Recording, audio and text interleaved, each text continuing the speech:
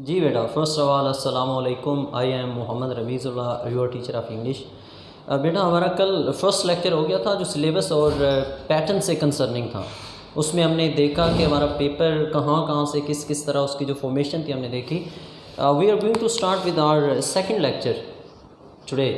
आज हम अपना दूसरा लेक्चर स्टार्ट करने जा रहे हैं बेटा। अब इस सेकंड लेक्चर में देखें तो हमारे पास जो टाइटल है इसका, हमने कहा था कि हम पोइट्री स्टार्ट करेंगे और पोइट्री में हमारे पास जो फर्स्ट टाइटल है फर्स्ट पोएम का, that is the rain. Rain आप पोएम 10th क्लास में पढ़ चुके हैं। रेन बारिश के बारे में। और टाइटल को थोड़ा एक्सप्लेन करने से पहले मैं इसके पोइट को, इसके राइटर को, उसको थोड़ा सा आप लोगों को उसका इंट्रोडक्शन देना चाहूँगा। W.H. Davis, William Henry Davis के बारे में मैंने एक दो सेंटेंसेस यहाँ पर लिखे हैं, वो देख लीजिए। मैंने लिखा W.H. डेविस के बारे में, अ मॉडर्न इंग्लिश पोएट है। इससे बात समझ आती है कि एक तो अंग्रेज़ी का शायर है, मतलब इंग्लिश मीन जो यूके में रहता है, जो इंग्लैंड में रहता है, और मॉडर्न है। मॉडर्न का मतलब जो दोज राइटर्स या those poets who wrote after almost 1900, मतलब जो 20वीं सदी के आगाज़ में लिखते रहे। इसका दूसरा पॉइंट आ गया इस फेवरेट सीन्स। उसकी पोइट्री के अंदर फेवरेट सीन्स उसके कौन से रहे? ज़्यादातर दो, एक नेचर के बारे में और दूसरा हार्डशिप्स ऑफ द पुअर। क्योंकि ये ख़ुद भी एक गरीब आदमी था, पैडलर सिंगर था और बैगर किस्म का, और अमेरिका में और कभी इंग्लैंड में, यहाँ वहाँ यूरोप और अमेरिका में सफ़र करता रहा, और कोई ज़्यादा इसने कोई शाहाना ज़िंदगी नहीं बसर की, गरीब ज़िंदगी बसर की। और इसलिए इसको गरीबों के हालात तो वाक़यात को ये फ़र्स्ट हैंड जानता होता था, और इसलिए इसके थीम्स में नेचर के अलावा sorrows of the poor state of society रहे। हम जो पोइम यहाँ पर दी रेन पढ़ने जा रहे हैं उसके अंदर भी उसका जो सिम्बॉलिक लेवल है उसके अंदर उसने उसी का जिक्र किया हुआ है। अच्छा, ये जो इसका राइटर का इंट्रोडक्शन है उसके साथ यहाँ पर मैंने लिखा है question number 4 and question number 7 part A. क्योंकि हमारा पोइट्री में से जो पोर्शन बेटा पूछा जाता है, जो क्वेश्चंस आते हैं वो दो क्वेश्चंस हैं। एक क्वेश्चन नंबर 4 है जो कल आपको बता दिया गया था कि उसमें से आपने चार क्वेश्चंस अटैम्प्ट करने, और क्वेश्चन नंबर 7 उसका पार्ट ए। इसका आखिर में मज़ीद इसकी वजाहत जाकर मैं कर दूंगा कि आपसे पूछा क्या जाएगा। इस क्वेश्चन नंबर 7 ए में इसकी कल वजाहत हुई, मज़ीद आज वजाहत कर दी जाएगी कि आपने इस पोएम में प्रिपेयर क्या क्या करना है। अब देखें तो कोई भी पोएम, हम जब पोइट्री को स्टार्ट कर रहे हैं ना, पोइट्री है क्या? पोइट्री की डेफिनेशन भी यहाँ से पढ़ लीजिएगा कि a literary composition mean written something that is in written form, जो लिखी गई है किस तरह? इन वर्स मीन शायरी की हालत में, शायरी में जो लिखी गई है, विच स्टिल्स और अपील्स टू इमेजिनेशन। पोइट्री क्या है? Something written, something that is a composition in verse, जो वर्स फॉर्म में है, जो शायरी के फॉर्म में है, उसको, उस कंपोजिशन को हम क्या कहते होते हैं? उसको बेटा हम पोइट्री कहते हैं। जब भी हम कोई भी पोएम पढ़ेंगे उसमें दो लेवल्स आपने ढूंढने हैं। अगर आप वो दो लेवल्स को ढूंढ लेंगे, अगर आप दो लेवल्स को समझ जाएंगे तो आपकी पोएम भी क्लियर हो जाएगी, और उससे कंसर्निंग सारे क्वेश्चंस भी, उसका रेफरेंस कॉन्टेक्स्ट, उससे कंसर्निंग आपका हर टॉपिक जो होगा वो क्लियर होता जाएगा। और वो दो लेवल्स, पहली पोएम में आपको बता रहा हूँ, आइंदा भी साथ साथ उसको बताता जाऊँगा, बट आप जब भी कोई पोएम पढ़ेंगे बेटा आपको दो लेवल्स क्लियर होने चाहिए। वो 2 different levels of the poem कौन से हैं? Specially for the student of first year, जब आप इंटरमीडिएट के इस प्रोफेशनल स्टडीज़ में अपने कदम रख चुके हैं बेटा, तो आपको पोइट्री पढ़ने का आपका स्टाइल डिफरेंट होना चाहिए। दो लेवल्स, फर्स्ट लेवल तो है बेटा सरफेस लेवल, ऑर्डिनरी लेवल, जो अब तक आप पढ़ते रहे हैं शायरी के अंदर। आपके सिलेबस के अंदर आप जब भी शायरी पढ़ते रहे तो उसके अंदर जो फर्स्ट लेवल है अमूमी तौर पर वही आप पढ़ते रहे, वो क्या हुआ करता था? वो था सरफेस और ordinary level. Surface ordinary level का मतलब ये समझ लीजिए को सीधा सीधा उसका जो तर्जमा है। उसका सेकंड लेवल भी अब यहाँ फर्स्ट ईयर इंटरमीडिएट के अंदर पढ़ेंगे, वो है सिम्बॉलिक लेवल। ये इसका डीप लेवल है। इसका सरफेस लेवल से आगे जो उसके अंदर जहाँ पर डेप्थ पाई जाती है, जो उसका सिम्बॉलिक लेवल होगा। और मैंने इसके अंदर जो सिम्बॉलिक और सरफेस लेवल दोनों की जहाँ पर मज़ीद ज़रूरत है, जो ज़्यादा इंपॉर्टेंट है, मैंने वो कुछ सिम्बल्स लिख दिए हैं। सिम्बॉलिक का मतलब ये जो सिम्बल्स उसके अंदर यूज़ हुए हैं, तो हम पहले उनकी बात करके उसके बाद हम पोएम पढ़ेंगे। अब देखें तो मैंने लिखा है इंपॉर्टेंट सिम्बल्स, मीन उसका जो सिम्बॉलिक लेवल है वो लिखा है। सरफेस लेवल कह लीजिए कि आप एक दफ़ा मैट्रिक में पढ़ भी चुके हैं, वो आपको पता है, उसका तर्जमा दोबारा हम कर भी लेंगे।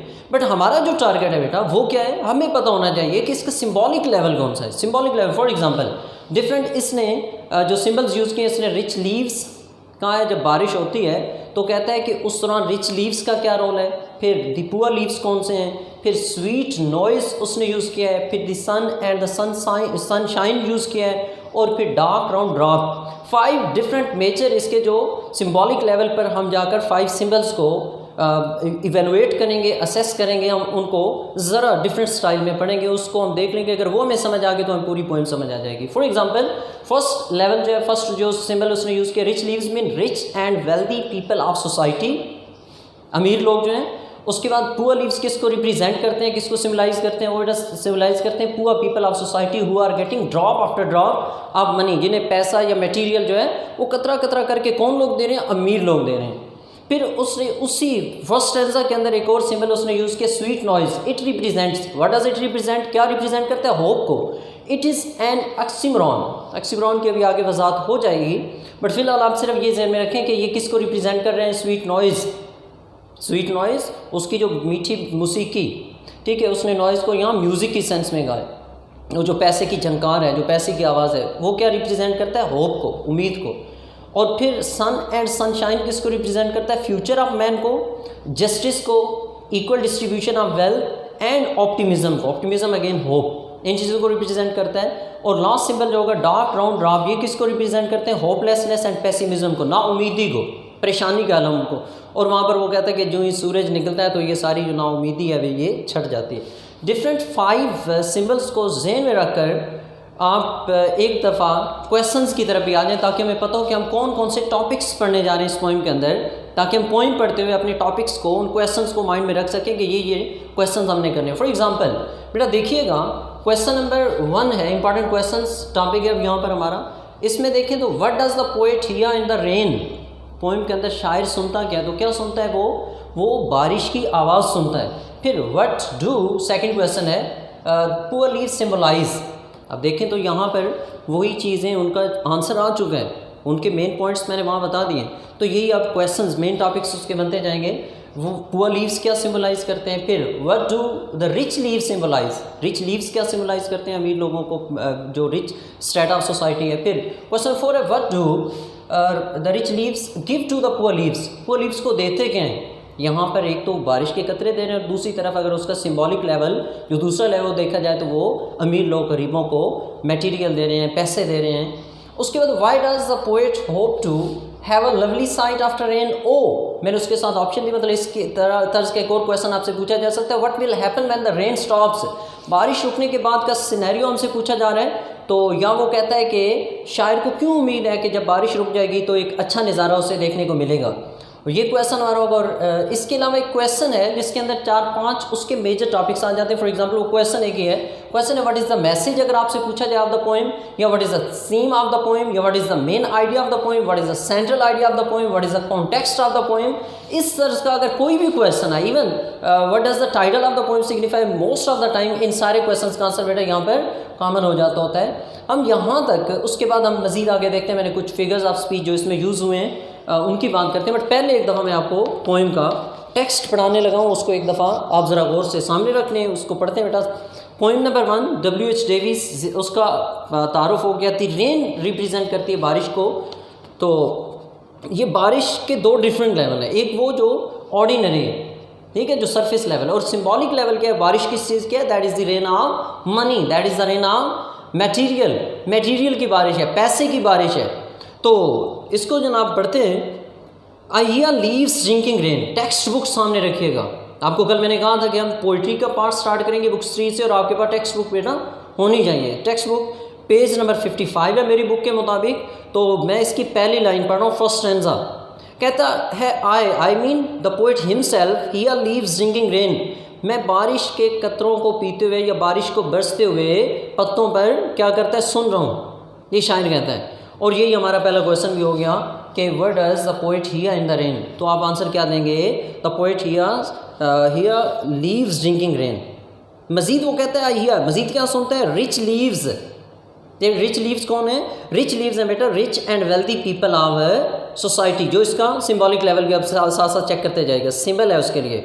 और कहते हैं on top giving the poor beneath, poor mean जो पुअर पीपल हैं, दूसरा इसका जो सिंबॉलिक लेवल, और एक पुअर पीपल मीन जो थिन लीव्स हैं, जो नीचे मौजूद पत्ते हैं, उनको वो कैसे दे रहे हैं, जो मटेरियल देते हैं या पैसे देते हैं जो अमीर जो rich state of society drop after drop, थोड़ा थोड़ा करके, कतरा कतरा करके।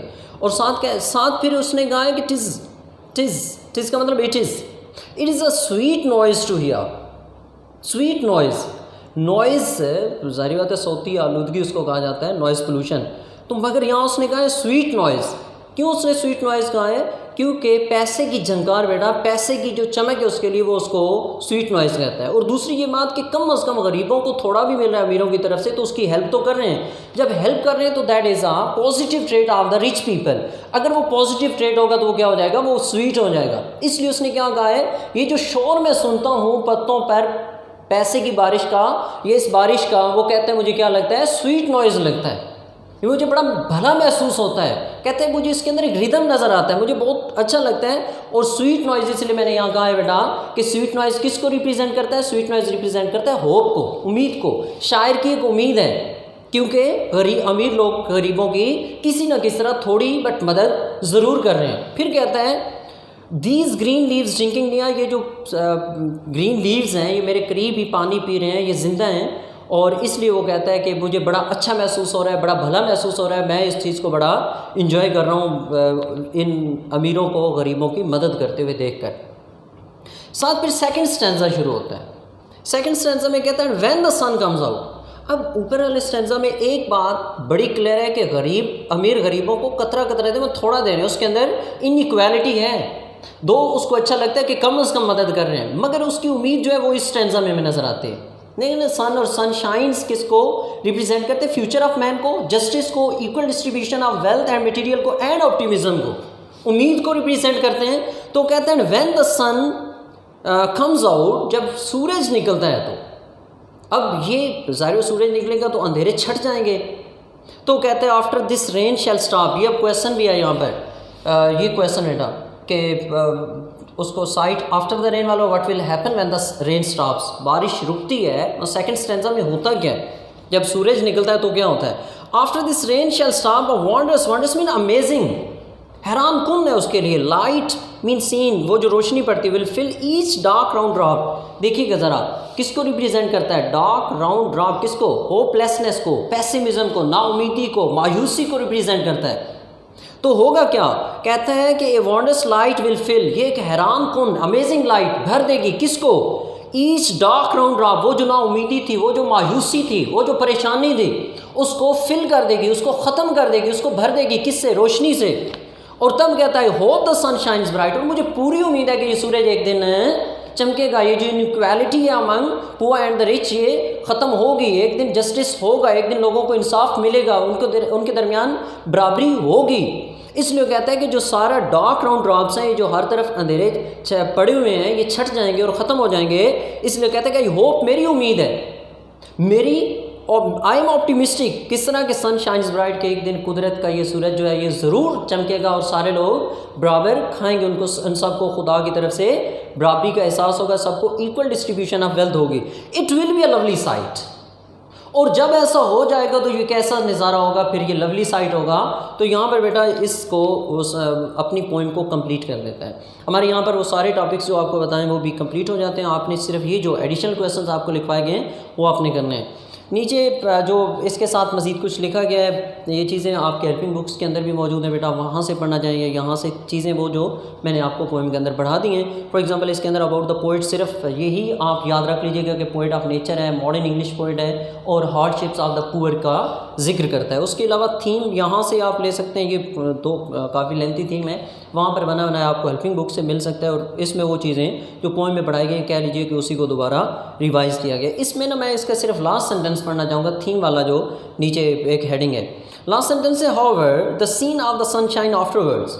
ये लाजमी याद रख लीजिएगा क्योंकि that is about the optimism of the poet. कहते हैं is lovely and a source of pleasure to every one of us, कि जो ही सूरज निकलेगा, जो ही इनइक्वालिटीज़ ख़त्म हो जाएंगी और इक्वालिटीज़ आ जाएंगी और लोगों को बराबर सबको बराबर मिलना शुरू हो जाएंगे मटेरियल्स और पैसे, तब वो कहते हैं कि एक बड़ा लवली साइट होगा, ये सेंटेंस इज को lovely and source apply to everyone of us, वो कहते हैं। पैराफ्रेज में बेटा क्या होता है, पैराफ्रेज में एक्सप्लेनेशन ही होती है। अब मैंने कहा था कि आखिर में जाकर इसकी एक्सप्लेनेशन दूंगा।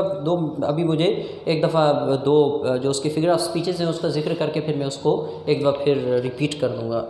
उसको रिपीट करने, उसको पढ़ने से पहले एक दफ़ा एक्सरसाइज को हर्डली देख लेते हैं। एक्सरसाइज में बेटा हु वाज ड्रिंकिंग रेन, तो द लीव्स है answer C. What was making the noise sweet, कौन सी चीज़ नॉइज़ को स्वीट कर रही है, drop of rain falling on leaves, इसका डी ऑप्शन है।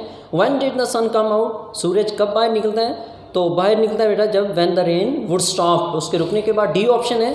चौथा क्वेश्चन, the round drops are brighten by, किस चीज़ से ब्राइट होते हैं, ए ऑप्शन है सनशाइन से। Make the statement true false आपके नहीं आते होते, राइमिंग वर्ड्स भी नहीं आते होते, क्रिटिकल अप्रिसिएशन भी इवन नहीं आती होती। How can a rainy day be enjoyed, आप खुद से अगर लिखना चाहो तो इस पर लिख लीजिएगा। बाकी एक्सरसाइज को और कोई क्वेश्चन आपके एग्जामिनेशन पॉइंट ऑफ व्यू से इंपॉर्टेंट नहीं है, बस आपने ये जो आपको डिफरेंट 5 और 6 क्वेश्चन लिखवाए गए, ये हर बच्चे ने बेटा ज़रूर तैयार करने हैं। आप इनको असाइनमेंट की शक्ल में लिख लीजिएगा और वो असाइनमेंट ही आप हमें सेंड करेंगे, वो ही हम उसको डिस्कस करेंगे। अच्छा, उसमें मतलब जो चीज़ें मज़ीद कुछ ऐड करनी हुई या उसमें से आपकी ग्रामर की मिस्टेक्स वगैरह उन्हें देखने के। अब यहाँ पर देखें तो मैंने लिखा the important figures of speech use in the poem. Important figure of speech वो होते हैं बेटा जो पोएटिक फिगर्स होती हैं, जो शायरी में यूज़ होती हैं। जिस तरह ग्रामर के अंदर पार्ट्स ऑफ स्पीचेस होते हैं, जिस तरह ग्रामर की डिफरेंट अपनी पोएट्री की अपनी लैंग्वेज है जिसको हम फिगर ऑफ स्पीच कहते होते हैं। यहाँ पर इसने 2 important figure of speech use किए हैं। 2 पेपर में नहीं पूछे जाते, but for the sake of information, for the sake of poetry आपको पता होने जाए।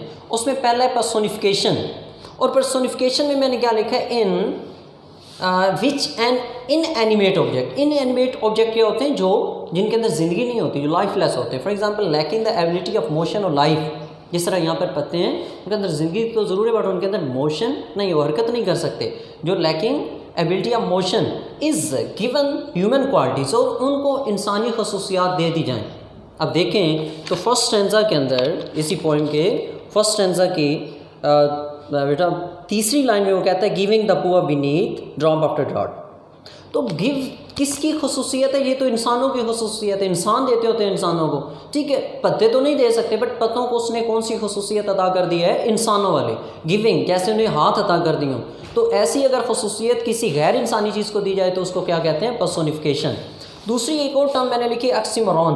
ऑक्सीमोरॉन कहते हैं which 2 words with opposing meaning, जिनके मुख्तलिफ मीनिंग्स होते हैं, अपोजिंग मीनिंग्स होते हैं, use together for some specific effect. वो किसी खास इफेक्ट को क्रिएट करने के लिए पोएट्री के अंदर यूज़ होते हैं। फॉर एग्जांपल स्वीट नॉइज़ इसने कहा है, स्वीट नॉइज़ फर्स्ट स्टैंजा के अंदर ही। नॉइज़ स्वीट नहीं होता था, बट उसने उसको क्योंकि पैसे का नॉइज़ है इसलिए उसने उसको मौसीकी कहा है कि वो जब गरीबों को पैसा मिलता है अमीरों की तरफ से, इसलिए उसने ऐसे नॉइज़ को स्वीट नॉइज़ कहा है। फिर मैंने कुछ और भी एग्जांपल लिख दी हैं। ओपन सीक्रेट बोला जाता है, तो सीक्रेट कभी भी ओपन नहीं होते थे, that is an oxymoron. Seriously funny हम वर्ड बोलते होते हैं, फ़नी भी है और सीरियसली भी है, तो that is an oxymoron. Awfully, awfully का मतलब होता है खौफनाक, प्रेटी खूबसूरत, ऑफुली प्रेटी, रेगुलरली इरेगुलर, इस तरह की टर्म्स जब भी बोली जाती है बेटा तो ऐसी टर्म्स को क्या कहा जाता है पोएट्री के अंदर, ऑक्सीमोरॉन। तो वो उसने ऑक्सीमोरॉन यूज़ किया है। ये चूँकि आपकी हेल्पिंग बुक के अंदर इसका जिक्र किया कि मैंने इसलिए दोनों जो फिगर्स ऑफ स्पीचेस हैं बेटा उनकी वजाहत कर दी। मज़ीद अगर कोई आपका क्वेश्चन हो तो कल जैसे बात हुई कि that is a backbone of your studies, तो आई एम वेरी होपफुल कि बेटा आप जिस कैलिबर के बच्चे हैं, आप जैसे अपने आइडियल्स लेकर निकलें, आप ज़रूर हमसे क्वेश्चन पूछेंगे। अच्छा जनाब, इसके बाद डेफिनेशन ऑफ पोएट्री की बात होगी कि लिटरेरी कंपोजिशन इन वर्स। जब भी वर्स के अंदर कोई भी लिखी हुई चीज़ होगी, उसके अंदर मीटर होगा, रिदम होगा, राइमिंग स्कीम होगी, तो उसको हम पोएट्री कहेंगे। लास्ट हम पॉइंट की तरफ आ जाते हैं। क्वेश्चन 4 की बात तो होगी वहाँ पर कि वो शॉर्ट क्वेश्चन आपके 4 होते हैं 8 नंबर के। साथ आगे क्वेश्चन नंबर 7 का ए पार्ट, ये कल सिलेबस में बताया था। इसमें देखिए तो एक्सप्लेनेशन रेफरेंस टू कॉन्टेक्स्ट है। मार्क्स देख लें, आपने करना क्या है अपने शॉर्ट क्वेश्चन के अलावा रेफरेंस में जनाब पोएट नेम का 1 नंबर है और पोएम नेम का 1 नंबर है। आप दी रेन को दी रेन ही लिखेंगे, ठीक है ना, जिस तरह यहाँ लिखा हुआ है। दी का टी कैपिटल है, रेन का कैपिटल है, तो आपने इसी तरह ही लिखना है, इसका 1 नंबर है। Capital dot H capital dot Davis capital, इसी तरह आपने लिखना है तो 1 नंबर मिलेगा। ये आपके 2 नंबर कन्फर्म्ड हो जाएंगे सिर्फ शायर का नाम और पोइम का नाम याद करने से। इसको हम रेफरेंस कहते हैं। रेफरेंस के बाद दूसरा पॉइंट है कॉन्टेक्स्ट है। कॉन्टेक्स्ट के अंदर हम क्या लिखते होते हैं, उसका थीम। यहाँ पर अगर चेक कीजिए तो मैंने क्या कहा था, message, theme, main idea, central idea, context almost same ही होते हैं। अब से उसको याद करके आप अपने कॉन्टेक्स्ट में लिख सकते हो। This is comprise of 1 mark. हमारा इसमें लास्ट पोर्शन है बेटा एक्सप्लेनेशन का होता है। एक्सप्लेनेशन में देखें तो इसमें पैराफ्रेज या उसको हम समरी कहते होते हैं। ये कितने नंबर का आता है, 2 नंबर का। ठीक है, उस स्टैंजा की कुछ समरी या पैराफ्रेज जो हम लिखेंगे उसको हम कहेंगे 2 मार्क्स के लिए, एक्सप्लेनेशन के लिए। और नंबर अपने काउंट कर लें, 2 रेफरेंस के, 1 कॉन्टेक्स्ट का और 2 एक्सप्लेनेशन के। टोटल 5 मार्क्स आपके इस पोर्शन में से बन जाएंगे। और इसमें बेटा कोई और कन्फ्यूजन हो लाजमी पूछ लीजिएगा अपना। फिलहाल मेरी तरफ से जनाब आप लोगों के लिए बेस्ट विशेज़ हैं। मिलते हैं इंशाल्लाह नेक्स्ट पोइम के साथ। फिलहाल अल्लाह हाफ़िज़।